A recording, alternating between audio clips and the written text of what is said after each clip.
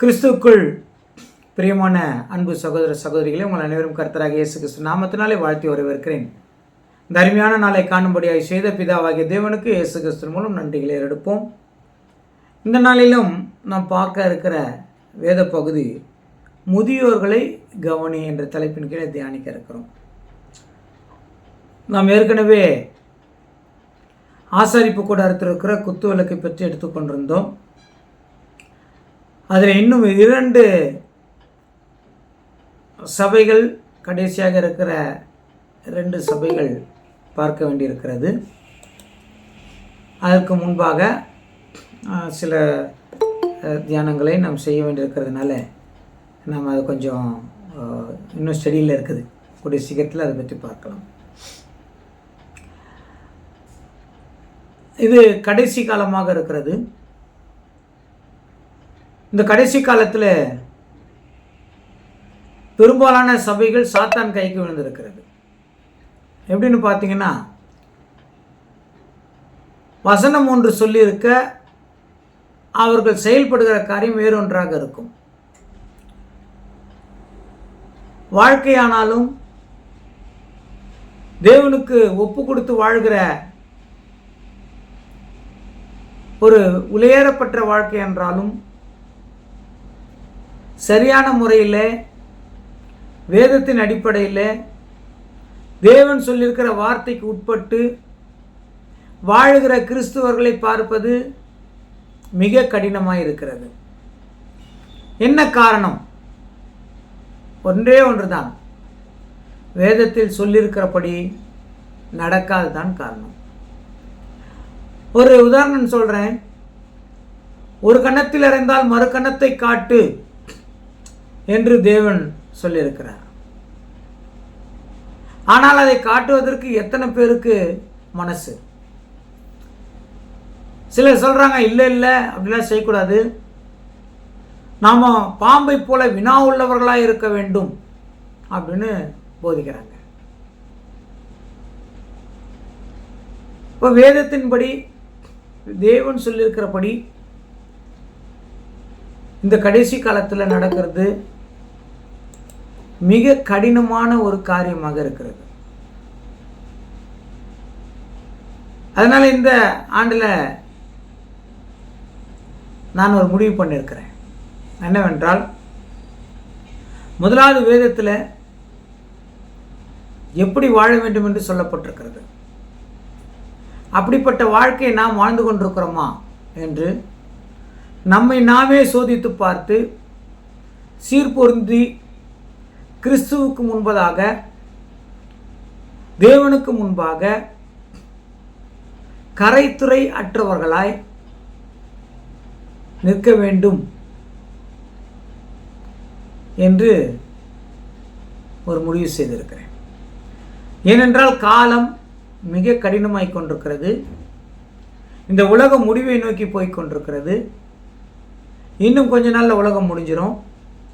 அதுக்கு முன்னாடி மகா உபத்திரம் இருக்கிறது. அந்த மகா உபத்திரத்திலிருந்து நாம் தப்பிக்கொள்ள வேண்டும் என்றால் ஒரே ஒரு வழிதான் இருக்குது. தேவன் சொன்ன வார்த்தைக்கு கீழ்ப்படிந்து நடக்கிறத விட்டா வேற ஒரு வழியும் கிடையாது. ஒரு விஷயம் நான் யோசித்தேன். கர்த்தராகிய இயேசு கிறிஸ்து இந்த சத்தியத்தை முதலாவது எருசலேமில் கூறி வந்தார், இஸ்ரேலில். அதன் பிறகு அப்போஸ்தலர்கள் மற்ற நாடுகளுக்கும் சென்று இந்த ஆழமான சத்தியங்களை எல்லாம் கூறி வந்தார்கள். ஆனால் இன்றைக்கு நாம் பார்க்கும்போது எவ்வளவு ஆழமான சத்தியங்கள் சொல்லப்பட்டதோ அந்த இடங்களெல்லாம் கிறிஸ்துவம் இல்லை, எல்லாம் இஸ்லாமியாக மாறிட்டாங்க.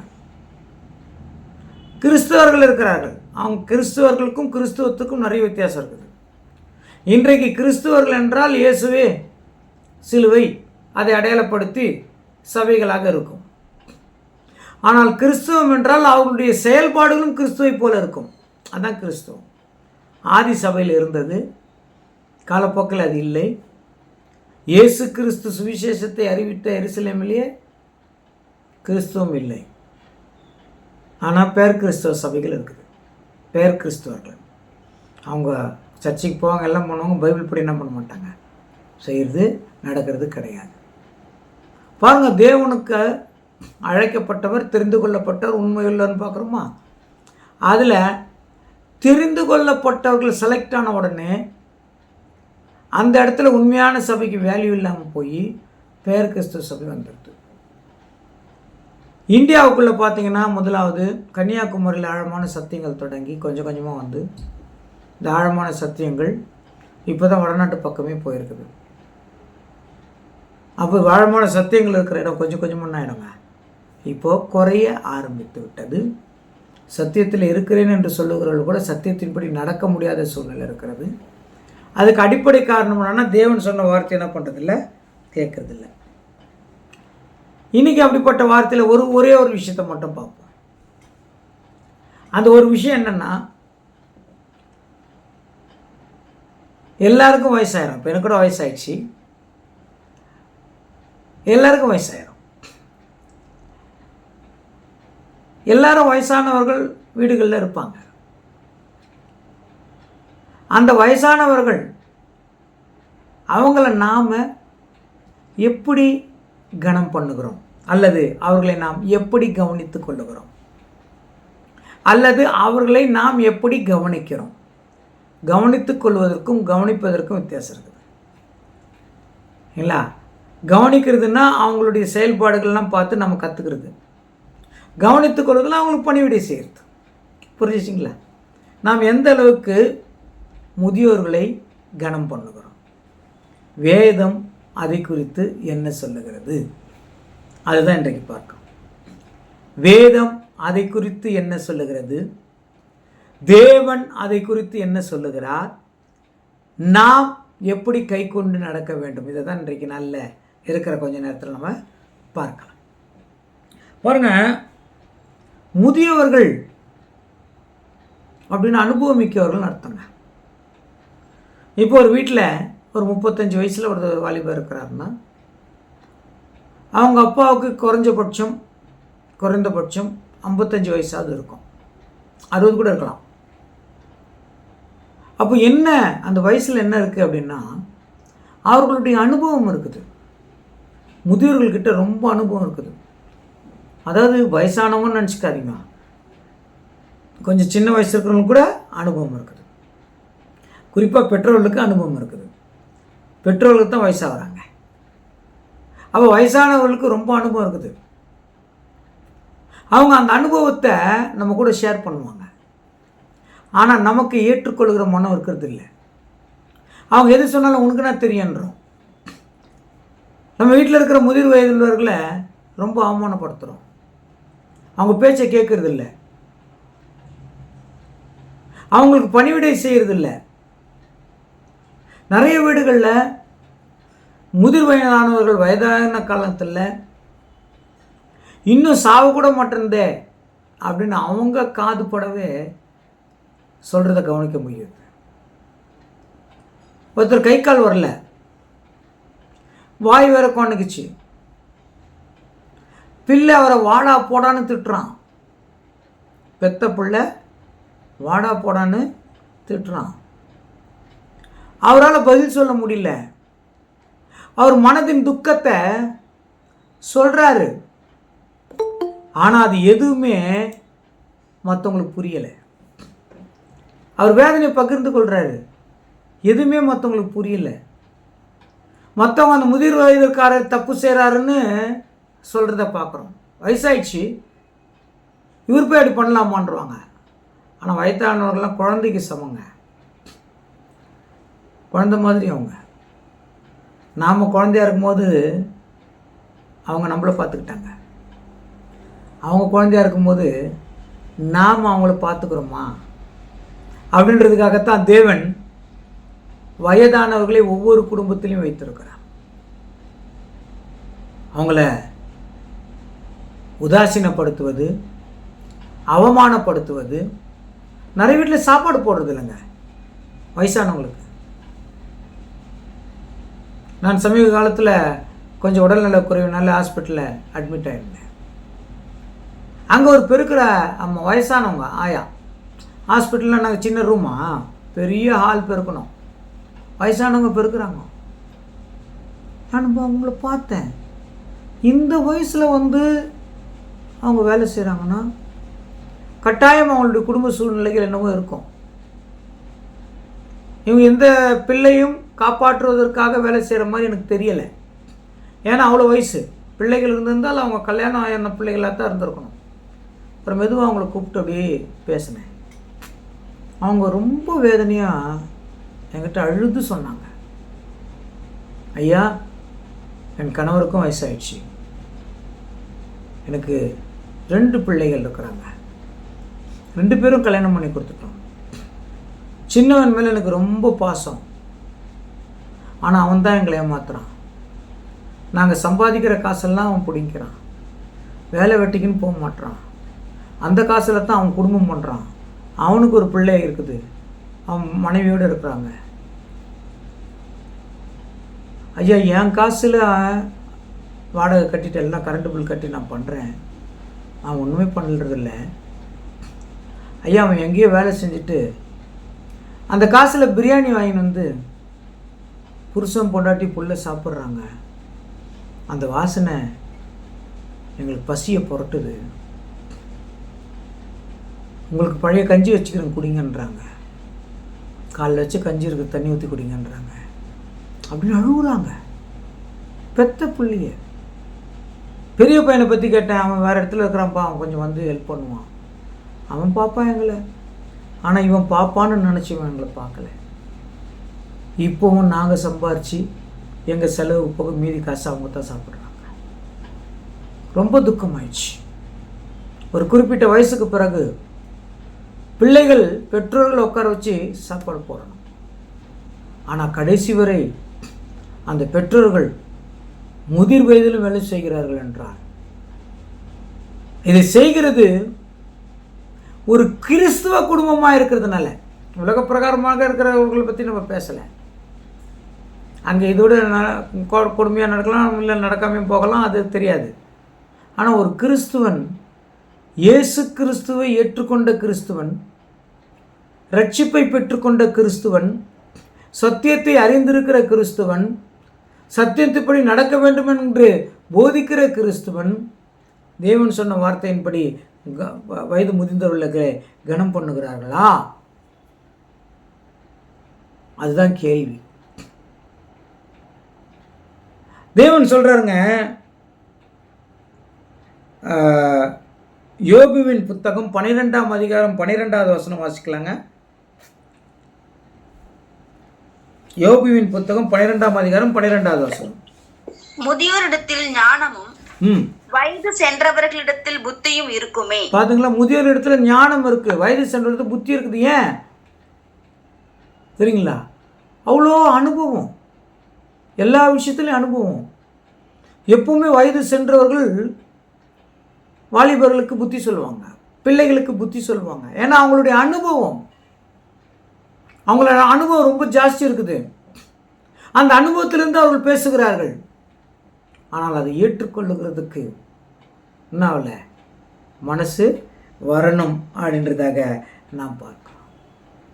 அவங்களுடைய புத்திமதியை தள்ளக்கூடாது. பைபிளில் பார்த்தீங்கன்னா ரெகபயாம்னு ஒருத்தர் இருக்கிறார். அவர் ராஜாவான உடனே முதிர் வயது உள்ளவர்கள் அவர்களுக்கு ஆலோசனை சொன்னாங்க. அதை அவர் ஏற்றுக்காம வாலிபர்களுடைய ஆலோசனைப்படி செய்து ரொம்ப தப்பு பண்ணிட்டார். அதனால் 12 கோத்திரம் 2ஆ பிரியறதுக்கு அவர் முக்கிய காரணமாக அமைஞ்சிட்டார். ஒன்றே ஒன்று தான், வயது முதியதோருக்கு அவர் என்ன பண்ணல, கீழ்ப்படியவே இல்லை. வீட்டில் நம்மளுக்கு வயது முதிர்ந்தவர்களை வச்சிருக்கிறது, நம்ம எவ்வளோ அவங்கள ரெஸ்பெக்ட் பண்ணுறோம், இல்லை உதாசீனப்படுத்துகிறோமா? தேவன் பார்க்குறாங்க. இப்போ தேவன் சொல்கிறாரு, நீ வயது முதிர்ந்தவங்களை மதிக்கலைன்னா, வயது முதிர்ந்தவர்கள் உங்கள் தாத்தா பாட்டியாக இருக்கலாம், உங்கள் அப்பா அம்மாவாக இருக்கலாம், இல்லை வெளியே வேறு யாராக கூட இருக்கலாம். அந்த வயது முதிர்ந்தவங்களை அவமானப்படுத்தக்கூடாது, அவங்கள மதிக்கணும். அப்போ தேவன் என்ன சொல்கிறாரு வாசிக்கலாமா? புலம்பல் 6ஆம் அதிகாரம் 16வது வசனம். புலம்பல் 4:16. புலம்பல் 4:16.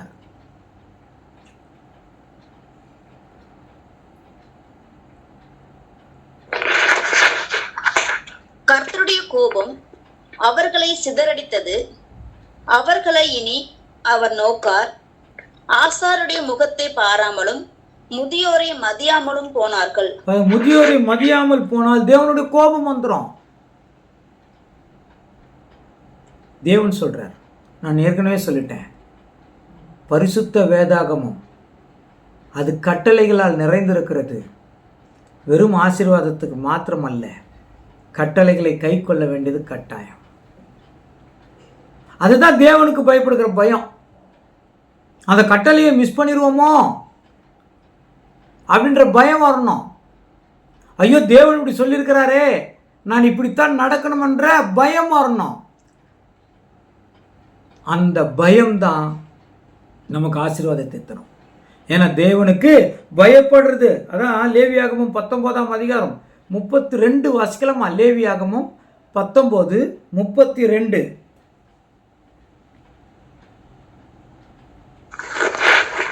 நரைத்தவனுக்கு முன்பாக எழுந்து முதிர் வயதுள்ளவன் முகத்தை கனம் பண்ணி உன் தேவனுக்கு பயப்படுவாயாக, நான் கர்த்தர். தேவன் சொல்றாரு, கிளியரா சொல்றாரு. யாருக்கு முன்னாடி? நரைத்தவன யாருங்க? வயது முதிர்ந்தவர். வயது முதிர்ந்தவருக்கு முன்பாக நின்னாங்க. எழுந்து அவர்கள் என்ன பண்ணணும்? கனம் பண்ணணும், அவங்களுக்கு மரியாதை பண்ணணும். ஆனால் நிறைய வீடுகளில் பார்த்தா பேரண்ட்ஸுக்கு மூஞ்சிக்கு நேரத்தை கால் வச்சு டாட்டின்னு இருக்கிறது. பேரண்ட்ஸ்க்கு, அது வயது முதிர்ந்தவருக்கு கொஞ்சம் கூட என்ன பண்ணுறதில்ல, மரியாதை கொடுக்கறதில்ல. அவங்களுக்கு உதாசீனம் போய் அடிக்கிறாங்க பிள்ளைங்கள. பேரண்ட்ஸை அது அடுத்தது பார்க்கலாம். பெற்றவங்கள பிள்ளைங்க அடிக்கிறாங்க, கொட்டுறாங்க தலையில். பாவம், தலையில் கொட்டுறாங்க. சாப்பாடு போட மாட்டேன்றாங்க பேரண்ட்ஸுக்கு. வயசு முதிர்ந்தவர்களுக்கு சாப்பிட்டான்றாங்க. உன்னை சாப்பிட்டன்னு நினச்சிருந்தா நீ இவ்வளோ பெரிய புள்ளியாக இருப்பியா? அப்போவே எறும்பு கடிக்கிட்ட ஈ கடிக்கிட்டோன்னு விட்டுருந்தாக்கா இவ்வளோ பெரிய புள்ளியாக இருக்க முடியுமா? எப்படியெல்லாம் காப்பாற்றிருக்கிறாங்க ஒவ்வொரு பேரண்ட்ஸுங்க. தெரியுங்களா? அந்த பேரண்ட்ஸு தனக்கு இல்லைனாலும் தன் பிள்ளைகளுக்கு கொடுப்பாங்க. ஐயோ ஒரு ஐஸ்கிரீம் இருக்குதுன்னு வச்சுக்கோங்களேன், புள்ள சாப்பிட்டுன்னுவாங்க. ஒரு பிரியாணி போட்டோன்னா ஃபஸ்ட்டு குழந்தைக்கு கொடுப்பாங்க. நம்ம 6 வயது 4 வயது குழந்தை நல்லா இருக்கட்டும்னுவாங்க, அது சாப்பிட்டுன்னுவாங்க. நிறைய நேரங்களில் இந்த விஷயம் தெரியாமையே பிள்ளைகளில் அம்மா சாப்பிட்றதே பிடிங்கி சாப்பிடுவாங்க, அப்பா சாப்பிட்றத பிடிங்கி சாப்பிடுவாங்க. ஏன்? பிள்ளைகளுக்கு தெரியாது. ஆனால் பேரண்ட்ஸு அவ்வளோ அன்பாக என்ன பண்ணுவாங்க? பார்த்த அந்த தாயும் தகப்பனும் வயது முதிர்ந்த பிறகு அடிக்கிறது என்ன காரியம்? கொட்டுறது எப்படிங்க நியாயம்? தரத்தரன்னு இழுத்து வெளியே போடுறது எப்படிங்க கரெக்டு? அவங்களுக்கு சாப்பாடு போடாமல் இருக்கிறது எப்படிங்க தேவன் ஏற்றுக்குவார்? கட்டாயம் தேவன் என்ன பண்ணுறதில்ல, ஏற்றுக்கிறது கிடையாது. அதான் சொல்கிறப்பாங்க எபேசியர் 6ஆம் அதிகாரம் 1வது வசனத்தில் சொல்லும் போது, பெற்றோர்களுக்கு கீழ்ப்படியுங்கள், அது நியாயம். பெற்றோருக்கு கீழ்ப்படியுங்கள், அது நியாயம்ன்றாரு. ஆனால் நாம் அநியாயம் பண்ணிட்டுருக்கோம். பேரண்ட்ஸோட மனசை நோவடிக்கிறோம். பேரண்ட்ஸ் ஆசையாக நம்மளை எதிர்பார்த்துட்ருப்பாங்க. ஐயோ என் பிள்ளை என்னை பார்க்க வரும்னு நினைப்பாங்க. ஏமாற்றுவோம், பல காரணங்கள் சொல்லுவோம். வயசான காலத்தில் பேரண்ட்ஸோட ஆசை என்னங்க தெரியுங்களா? பிள்ளைங்க கொஞ்சம் வந்து பார்த்துட்டு போவாங்க. 1000 பணம் இருந்தாலும் என் பிள்ளை எனக்கு ஒரு 10 ரூபா கொடுக்க மாட்டான்னா. வீர ஃபுல்லாக புடவை அடைக்கி வச்சுருந்தாலும் என் பிள்ளை எனக்கு ஒரு புடவை எடுத்து கொடுக்க மாட்டான்னா. பெற்றோர்கள் ஏங்குவாங்க. ஏதாவது ஒரு சின்னதாக செஞ்சுட்டா என் புள்ள செஞ்சான்னுவாங்க. அந்த கடைசி காலத்தில் அந்த வயதானவர்களுக்கு அந்த ஏக்கம் அதிகங்க. அதை தான் சொல்கிறார், பெற்றோர்களுக்கு கீழ்ப்படிந்து நியாயம். அது நியாயம். பெற்றோர்களுக்கு கீழ்ப்படுறது நியாயம்ன்றாரு. தெரியுங்களா? வயசானவர்களை நீங்கள் கைவிட்டால் கூட தேவன் கைவிடுறதில்லை. அவர் சொல்கிறாரு, நீதிமானை ஒருபோதும் நான் கைவிடுறதில்லை, நரைத்தவனை என் உள்ளங்கைகளை நான் என்ன பண்ணுவேன், தாங்குவேன், முதிர் வயது உள்ளவனை நான் கைவிட மாட்டேன். எல்லாம் வசனம். எவ்வளோ பெரிய தியாகம் பண்ணியிருக்கிறாங்கன்னு தெரியுங்களா அம்மா அப்பா? சிலருக்கு அது புரியும். பிள்ளைங்க கேட்குறதெல்லாம் வாங்கி கொடுத்துட்டு அவங்க பட்டினியாக இருப்பாங்க.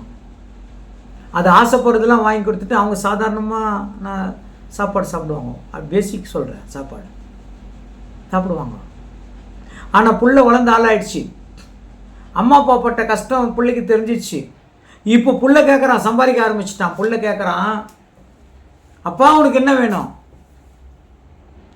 வாங்கி கொடுக்கணும் ஆசைப்பட்டு. அப்பா சொல்கிறாரு, எனக்கு ஒன்றும் வேணும்ப்பா.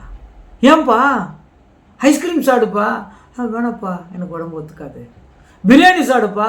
அந்த வயசுலாம் போச்சு, உனக்காகத்தான். அவங்க ஆசைப்பட்டது எல்லாத்தையும் தியாகம் பண்ணிட்டு உனக்காகத்தான் விட்டாங்க, நீ சாப்பிடணும்னு.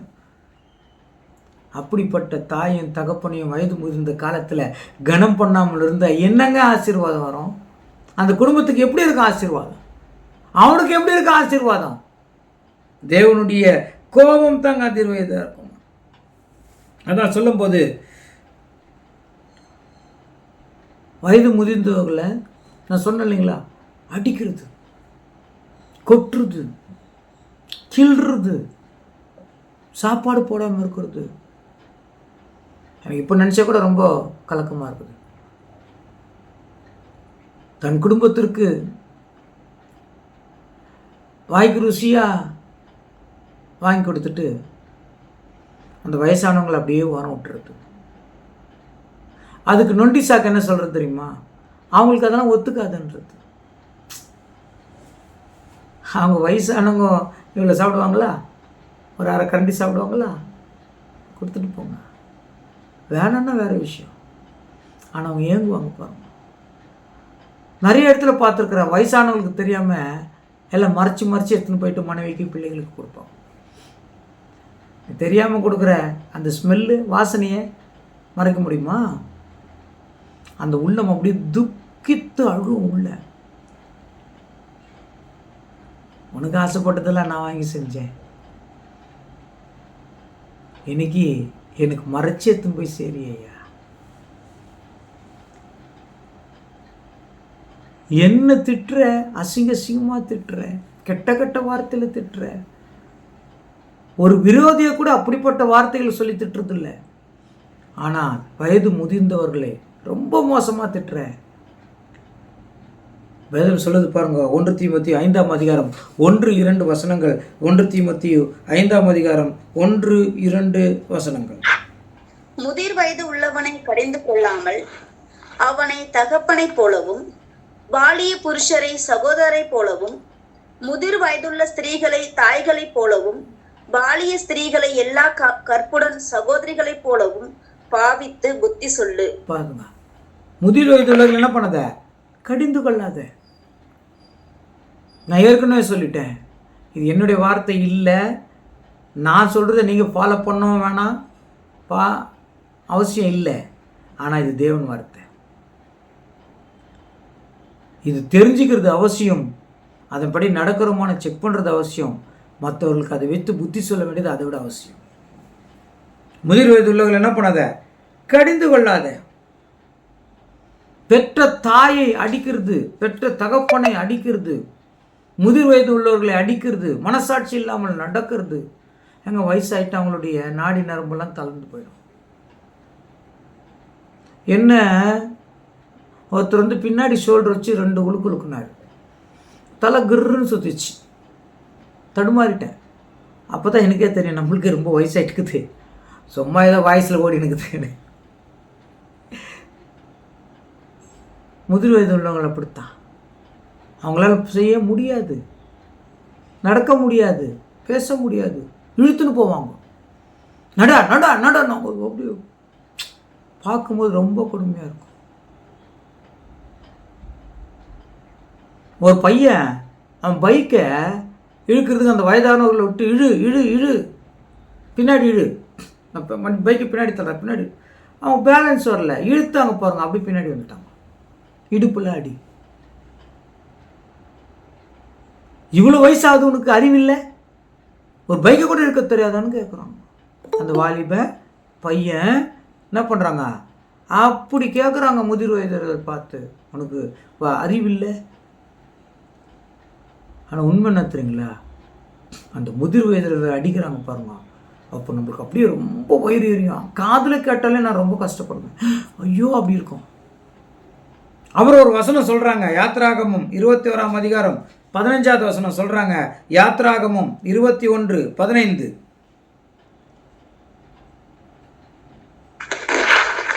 தன் தகப்பனையாவது தன் தாயையாவது அடிக்கிறவன் நிச்சயமாய் கொலை செய்யப்பட கடவன். எவ்வளவு கோபம் பாருங்க தேவனுக்கு, எவ்வளவு கோபம் பாருங்க. எந்த அளவுக்கு கோபம்னா, அவனை கொலை பண்றியான்னு தேவனே சொல்ற அளவுக்கு கோபப்படுறார்.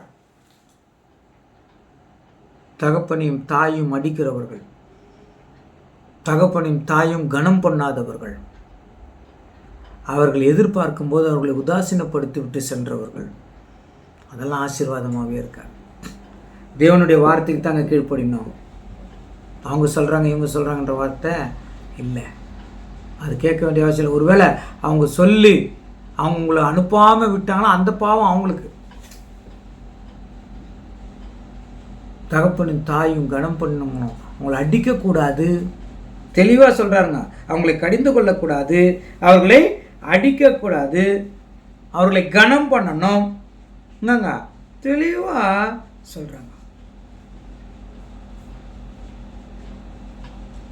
அதான் அவங்க வயசானவங்க எப்பவுமே நம்ம பிள்ளைங்க நல்லா இருக்கணும். காலகாலமாக பிறந்ததுலேருந்து உனக்கு 35-40 வயசு ஆனாலும் இன்னி வரைக்கும் என் பிள்ளைக்கு ஒன்றும் தெரியாதுன்னு சொல்கிறவங்க தான் தாய், அவங்க தான் தகப்பன்.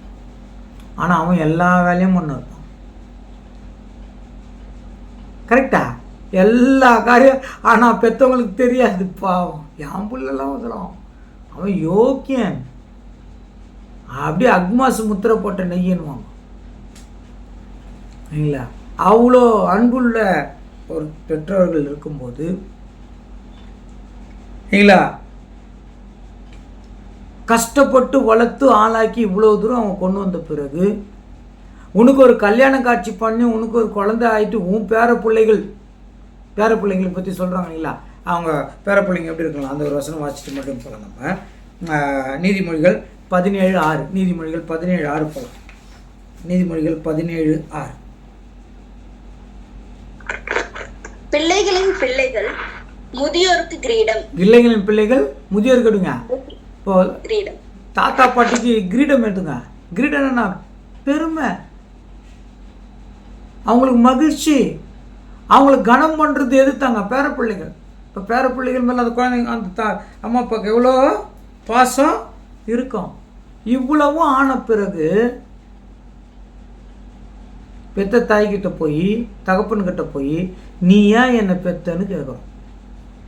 உன்னை யார் என்னை பெக்க சொன்ன, எப்போ உனக்கு 10 மாதம் சுமந்து பெத்தனடா, உன்னை யார் என்ன பெக்க சொன்ன. அந்த பதில் எப்படி கொடுப்பாங்க அந்த தாயின் தகப்பனும். பிள்ளைகள்கிட்ட என்னெல்லாம் பேசணுமோ அவ்வளோதான் பேச முடியும் ஒரு தாய் தகப்பன், அதுக்கு மேலே பேச முடியுமா? பிள்ளைகள் இப்படி ஒரு கேள்வி கேட்கலாமா தாய் தகப்பன? அவங்க உடம்பு அப்படியே கூசி அப்படியே உடஞ்சி நொந்து போகிற அளவுக்கு ஆன வார்த்தைகளை ஒரு பிள்ளைகள் வயதானவர்களை கேட்கலாமா? அது கரெக்டா? அதை தேவன் ஏற்றுக்கிறாரா அப்படின்னா ஏசாயா புத்தகம் 54:10, 45:10, ஏசாயா புத்தகம் 45:10 வாசிக்கலாமா? தகப்பனை நோக்கி ஏன் என்னை ஜெனிப்பித்தாய் என்றும் தாயை நோக்கி ஏன் பெற்றாய் என்றும் சொல்லுகிறவனுக்கு ஐயோ. என்னை ஏன் பெத்த அப்படின்னு யாருன்னா சொன்னா அவங்களுக்கு ஐயோ. ஐயோன்னு என்ன தெரியுமா? அவங்க வாழ்க்கையில் நிம்மதியாக இருக்காது. அவங்க வாழ்க்கையில் சந்தோஷமே இருக்காது. அவங்க வாழ்க்கையில் எப்பவும் பசி பட்னியாகவும் இருக்கும். அவங்க வாழ்க்கையில் எதிர்பார்த்தது எதுவுமே கிடைக்காது. அவர்கள் கையிட்டு செய்கிற காரியங்கள் எல்லாம் சாபமாக போகும். எதுவுமே வாய்க்காது. அப்படி லைனாக சொல்லிக்கிட்டே போகலாம். அதுதான் ஐயோ. அந்த ஐயோக்கு அர்த்தம் அதுதான். நீங்கள் நெட்டில் போய் டெஃபினேஷன் பாருங்கள், ஐயோக்கு என்ன அர்த்தம்னு பாருங்கள். அதில் பெரிய லிஸ்ட்டே கொடுத்துக்குறாங்க. நான் சொல்கிறதுலாம் சும்மா ஒரு 10% தான் சொல்லிக்கிறேன். உனக்கு ஐயோ, ஏன் பெத்தன்னு கேட்கக்கூடாது. அதை கேட்டீங்கன்னா அந்த வயதானவர்கள் உள்ளும் உடைஞ்சு போயிடும், ரொம்ப துக்கமாயிரும். தேவன் உணர்த்தும் போது தேவன்கிட்ட மன்னிப்பு கேட்டு நம்ம இப்பவே சரண்டர் ஆயிடணுங்க. தேவன் என்னோட கூட பேசுகிறார் அப்படின்னு நினைக்கணும். இது தேவனுடைய வார்த்தை. ஏதோ இங்கே ஒருத்தர் உட்காந்துன்னு ஆமோஸ் பேசுகிறார், அவர் வார்த்தை இல்லை. தேவன்கிட்ட கேட்டு பெற்ற வார்த்தை, அவர் சொல்லணும்னு சொல்லியிருக்கிற வார்த்தை, அவர் பேசணும்னு சொல்லியிருக்கிற வார்த்தை, அவரே வேதத்தில் பேசியிருக்கிற வார்த்தை. அதுதான் சொல்றாங்க, உனக்கு ஐயோ, தகப்பனையும் தாயும் கனம் பண்ணாவிட்டால், அவர்களிடத்தில் ஏன் பெற்றாய் என்று நீ கேட்டால் உனக்கு ஐயோ. பெற்றோர்களை அடிக்கிறவர்கள் கொலை செய்யப்பட வேண்டும். முதிர் வயது உள்ளவர்களை கடிந்து கொள்ள வேண்டும். என்ன தெரியுமா? வயதானவங்களை பரியாசம் பண்ணக்கூடாது, அவங்களுக்கு கிண்டல் கேலி பண்ணக்கூடாது, அவங்களை இழிவுபடுத்தக்கூடாது, அவங்கள 4 பேருக்கு முன்னாடி அவமானப்படுத்தக்கூடாது.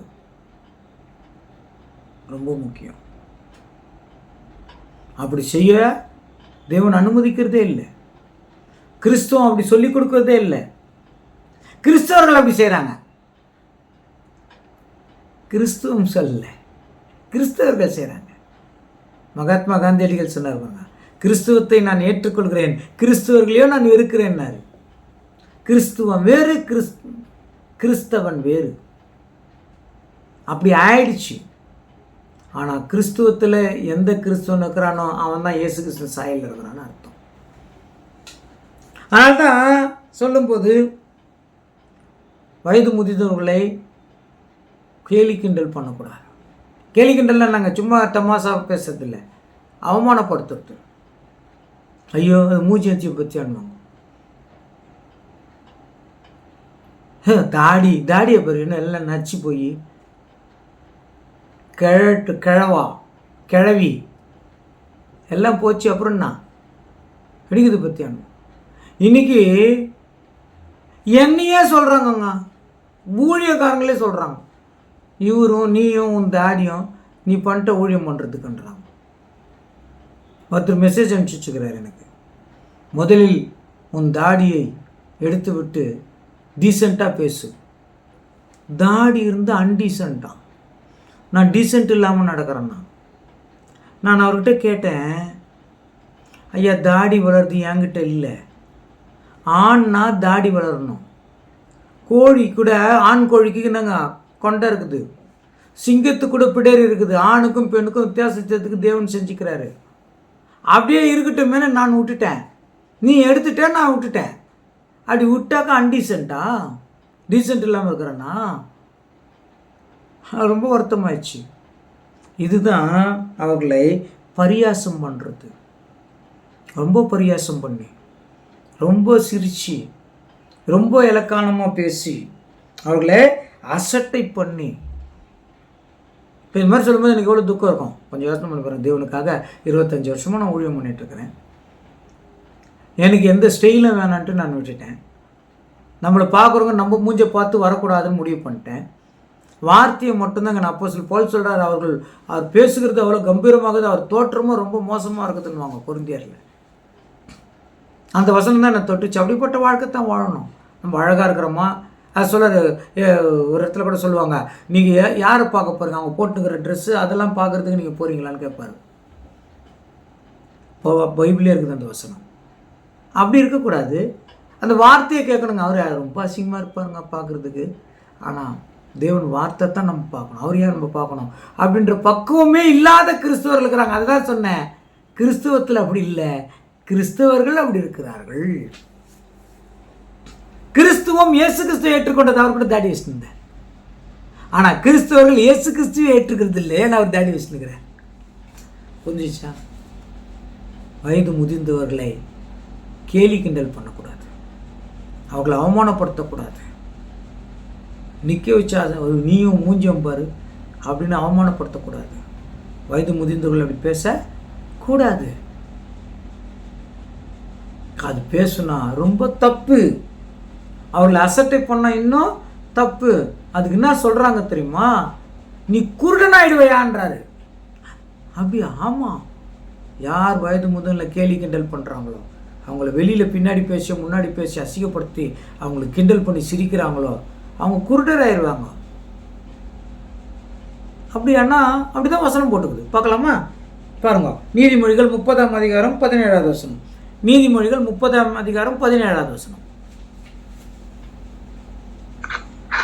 தகப்பனை பரியாசம் பண்ணி தாயின் கட்டளையை அசட்டை பண்ணுகிற கண்ணை நதியின் காகங்கள் பிடுங்கும், கழுகின் குஞ்சுகள் தின்னும். கண்ணை பிடுங்க, காக்கா பிடிங்க போயிடும் சொல்லுவாங்களே, காக்கா கண்ணு குத்தணும். அது உண்மையிலே பைபிள்ல இருக்குது, காக்கா பிடிங்கன்னு போயிடா. அப்படின்னா அர்த்தங்க, உன் வாழ்க்கை இருள் அடைஞ்சிரும்னு அர்த்தம். உன் வாழ்க்கையில் எந்த செழிப்பும் இருக்காதுன்னு அர்த்தம். நீ ஏங்கி ஏங்கி வேதனைக்குள்ளாவாயின்னு அர்த்தம். அதுக்கெல்லாம் என்ன காரணம் தரீங்களா?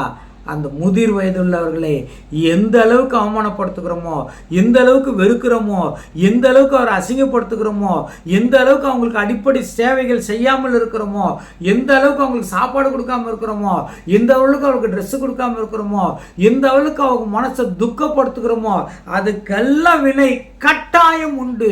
மறிக்கிறதுக்கு முன்னாடி அதை அனுபவிச்சு தாங்க அவங்களுக்கு மரணம் வரும். நான் சாபம் கொடுக்குறேன்னு நினச்சிக்காதீங்க. தேவன் அவ்வளோ கோபமாக பேசியிருக்கிறாருன்னு சொல்கிறேன். அவ்வளோதான். நீங்கள் இந்த வசனத்தெல்லாம் நோட் பண்ணி திருப்பி கேளுங்க. ஆமோஸ்ன்ற ஒருத்தன் சொன்ன விஷயமா தேவன் சொன்ன விஷயமானு பாருங்க. தேவனுக்கு அவ்வளோ கோபம் வருது. முதியோர்களை அவங்க கனவீனம் பண்ணான். அதுதான் சொல்கிறாருங்க. ஆனால் தேவன் அப்படி இருந்தாலும் அந்த முதியோர்களை என்ன பண்ணுறதில்ல, அவர் கைவிடுறது இல்லைங்க. எனக்கு ரொம்ப ஆச்சரியம். ஆமாம், இந்த முதியோர் இல்லை மட்டும் இல்லைன்னா அந்த முதியோர்களுடைய நிலைமை என்னவா இருக்கும்? ஒரு பாட்டிமா நிறைய சம்பாரித்த காலத்தில், அவங்க வாலிப வயசில் சம்பாரித்த காலத்துலலாம் அது சொந்தக்காரங்களுக்கெல்லாம் கொடுத்துருக்குறாங்க. அவங்க வயோதிகர் ஆனப்புறம் அந்த சொந்தக்காரங்க வீட்டுங்களுக்கு போனால் இங்கே வராதிங்கன்னே சொல்லியிருக்கிறாங்க. அவங்க எங்கே போவாங்கன்னு ரொம்ப துக்கம். இப்போ அவங்க ஒரு முதியோர் இல்லத்தில் இருக்கிறாங்க. நல்ல சாப்பாடு வருவாங்க. சம்டைம்ஸ் வந்தால் ஒரு சர்ச்சில் வந்து தங்குவாங்க. சொல்கிறாங்க, அப்பா இந்த சர்ச்சில் தரையில் படுக்கிறேன்ப்பா, உடம்பெல்லாம் வலிக்குது. அங்கே எனக்கு பெட்டு கொடுத்துக்குறாங்கப்பா, நல்லா கறி மீன் சாப்பாடு கொடுக்குறாங்கப்பா, டாக்டர்ஸுங்க வந்து கவனிச்சிக்கிறாங்கப்பா, எங்கள் துணியெல்லாம் துவைச்சி போகிறதுக்கு ஆள் இருக்கிறாங்கப்பா, ஒரு பைசா செலவு இல்லைப்பா. அது விளைவு என்ன தெரியுங்களா? அவங்களுக்கு வருதுங்க ஒரு 2000 ரூபாவோ 1500 நம்ம பென்ஷன் வருது மாதம். அதை அப்படியே அந்த ஆசிரமத்துக்கு கொடுத்துட்றாங்க. என்ன இவ்வளோ கவனிக்கிறாங்கப்பா. பரவாயில்ல, அது தேவன் கிருபைன்னு நான் நினச்சிக்கிறேன். அவங்கள கைவிடுறது இல்லைன்னு சொன்னார் பாருங்க முதிர் வயதினர்களை, அதுதான் ஆசிரமமாக வந்திருக்குதுன்னு நான் நினச்சிக்கிறேன். பாவம் தேவனே, பிள்ளைகள் இப்படிப்பட்ட ஒரு நிலைமைக்கு வந்தால் பெற்றோர்களை காப்பாற்றுவதற்காக, அவர்கள் கண்ணீரை துடைத்து அந்த கடைசி காலத்தில் அவர்கள் மகிழ்ச்சியாக இருக்க வேண்டும் என்பதற்காக உன்னுடைய கிருபையும் உன்னுடைய இரக்கமும் உன்னுடைய காரணமும் தான் அங்கே முதியோர் இல்லமாக இருக்குதுன்னு நான் நினைக்கிறேன்ப்பா. உமக்கு நன்றின்னு நான் சொல்கிறேன். முதியோர் இல்லத்துக்கு போய் பாருங்கள். உங்களுக்கு தெரிஞ்சவங்க யாருன்னா இருந்தாங்க, போய் சும்மா கொஞ்ச நேரம் உட்காந்து பாருங்கள், தெரியும் வேதனை. கிறிஸ்துக்குள் பிரியமானவர்களே, நாம் பெயர் கிறிஸ்துவர்களாய் இல்லாமல் உண்மையான கிறிஸ்துவர்களாய், இயேசு கிறிஸ்துவனுடைய சாயலை தரித்து கொண்டவர்களாய், அவருடைய வார்த்தைக்கு கீழ்ப்படிந்து நடப்பேன் என்ற உறுதி மனப்பான்மையோடு நாம் இந்த வார்த்தையை கை கொள்ளணுங்க. இன்னைக்கு முடிவு பண்ணணும். வயது முதிர்ந்தவர்களுக்கு அவங்க என்னெல்லாம் பண்ணலாம், ஏன்னா அவங்க குழந்தை மாதிரி நல்ல ரொம்ப வெறுப்பேற்றலாம். ஆனாலும் இயேசு கிறிஸ்துக்காக அதை பொறுத்துக்கிற பக்கம் நான் ஒன்றும் வரணும். முயற்சி செய்வோம். அவருக்கு கடைசி காலம், அவருக்கு முன்னாடி நிற்கணும். இதுவரை எப்படி இருந்தோமோ தெரியாது, இனி நான் அப்படி இருக்க மாட்டேன்னு பொருத்தனை பண்ணிக்கணும். தேவனே, நான் உனக்காக வாழ்கிறேன்னு வரணும். அதைத்தான் தேவன் என்ன பண்ணுறாரு, எதிர்பார்க்குறார். ஒரு கடைசி ஒரு வசனம் வாசிக்கலாம். உபாகமம் 12:28. உபாகமம் 12:28. நீ உன் தேவனாகிய கர்த்தரின் பார்வைக்கு நன்மையும் செம்மையுமானதை செய்வதினால் நீயும் உனக்கு பின்வரும் உன் பிள்ளைகளும் என்றென்றைக்கும் நன்றாய் இருக்கும்படிக்கு நான் உனக்கு கற்பிக்கிற இந்த எல்லா வார்த்தைகளையும் நீ கவனித்து கேள். அவ்வளோதாங்க. உன் பிள்ளைகளும் உன்னுடைய குடும்பமும் நீயும் நன்றாக இருக்க வேண்டும் என்றால் தேவன் சொன்ன வார்த்தைகளை கவனித்து கேள். அப்படின்னா சும்மா கேட்கறது இல்லைங்க, கை கொள்ளுன்னு அர்த்தம். தேவன் சொல்ற, என் பேச்சு கேட்குறியா என்னன்னு அர்த்தம், கை கொள்ளுன்னு அர்த்தம். தேவன் சொல்ற, சிந்திப்போம், பெற்றோர்களையும் வயது முதிர்ந்தவர்களையும் கவனிப்போம். இந்த நல்ல நேரத்தை கொடுத்த பிதாவாகிய தேவனுக்கு இயேசு கிறிஸ்துவின் மூலம் நன்றி.